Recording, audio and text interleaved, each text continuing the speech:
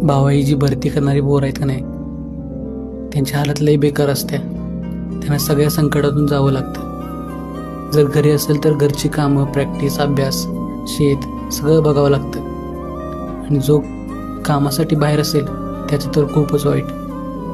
8 तास काम करायचं आणि रूमला आल्यावर जेवण बनवायचं, मग प्रॅक्टिसला टाईम द्यायचा, नंतर अभ्यास. झोप किती? फक्त 4 ते 5 तास. तरी घरच्यांचा फोन आल्यावर सगळं ठीक आहे असं सांगावं लागतं. मनात खूप काही असतं सांगण्यासाठी, पण घरच्यांच्या पुढे व्यक्त व्हायचं नसतं. बाजूचे जादूटोणा करून आयुष्य उद्ध्वस्त करण्याचा प्रयत्न करतात, तरी ते पोरगं मागं हटत नसतं. कारण भरती करणाऱ्या पोराचं आयुष्यच वेगळं असतं.